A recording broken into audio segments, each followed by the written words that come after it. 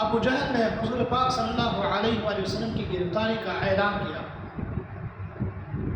اور یہ اعلان کیا کہ اگر حضور پاک صلی اللہ علیہ وآلہ وسلم یعنی محمد کو اگر کوئی شخص گرفتار کرے گا یا اس کا اتا پتہ معلوم کر کے دے گا تو اس کو 100 اونٹ انعام دیے جائیں گے۔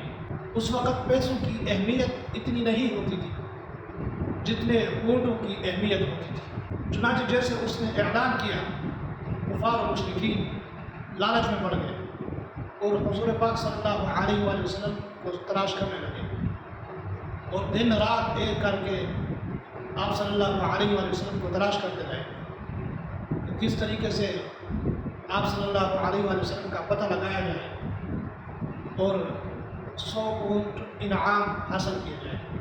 وہاں پر حضور پاک صلی اللہ علیہ وآلہ وسلم حضرت ابوبکر صدیق رضی اللہ تعالیٰ عنہ کے ساتھ غار سور میں موجود تھے۔ تو حضرت ابوبکر صدیق رضی اللہ تعالیٰ عنہ نے اپنے بیٹے عبداللہ بن ابوبکر کو حکم دیا تھا کہ آپ نے دن بھر کفار و مشرکین پر کڑی نظر رکھنی ہے، ان کو دیکھنا ہے کہ وہ کیا کرتے ہیں، رات کو ہمیں اطلاع دینی ہے کہ کیا معلومات ہے۔ اور حضرت اسماء رضی اللہ تعالیٰ عنہ جو ابوبکر صدیق رضی اللہ تعالیٰ عنہ کی بیٹی ہے، اس کو یہ ذمہ داری سونپی گئی تھی کہ آپ نے کھانا بنانا ہے اور رات کو آپ نے کھانا پہنچانا ہے۔ اور صدیق اکبر رضی اللہ تعالیٰ عنہ نے اپنے غلام عامر بن فہیرہ کو حکم دیا تھا کہ آپ نے بکریاں دن بھر آس پاس چرانی ہے، ادھر ادھر چرانی ہے، جیسے رات ہو جائے تو آپ نے کوئی سور کی طرف بکریاں لے کر آنی ہے، وہاں پر چلا جائے گا پہاڑ کے دم کے نیچے،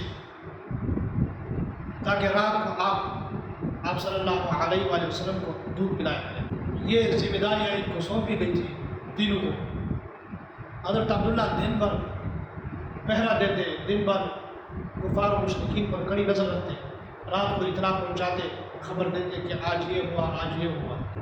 اور عامر بن فہیرہ جو ابوبکر صدیق رضی اللہ تعالیٰ عنہ کے غلام تھے، آپ رضی اللہ تعالیٰ عنہ کی بکریاں چراتے تھے، وہ دن بھر بکریاں آس پاس چراتے تھے مکہ کے، ادھر ادھر چلا لیتے، رات کو کوئی سور کی طرف لے کے جاتے اور دودھ دھو کر آپ صلی اللہ علیہ وآلہ وسلم کو پلا کر واپس مکہ کی طرف چلے جاتے۔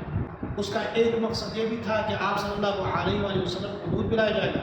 حضرت عبداللہ اور حضرت اسماء رضی اللہ تعالیٰ عنہ جو ہے وہ رات کو آتے ہیں تو ان کے پاؤں کے نشانات جو ہیں پڑ جاتے ہیں۔ جیسے رات کو بکریاں واپس مکہ کی طرف جاتی تو دونوں بیٹا بیٹی جو تھے ان کے پاؤں کے نشانات مٹ جاتے، ختم ہو جاتے۔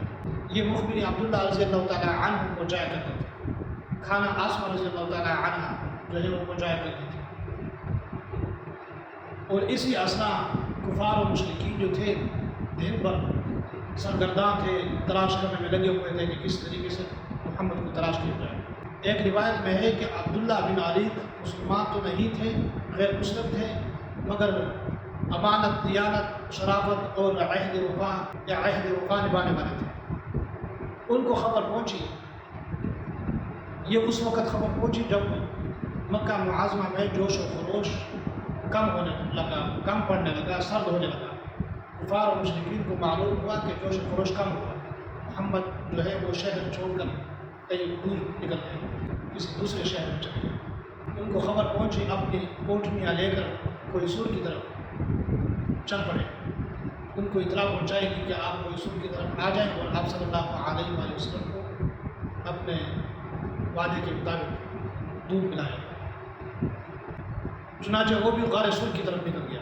یہاں پر عبداللہ اور حضرت اسماء رضی اللہ تعالیٰ عنہ جو تھی وہ دونوں اپنا کھانا وغیرہ لے کر، ستو وغیرہ لے کر وہ بھی کوئی سور کی طرف نکل گئے۔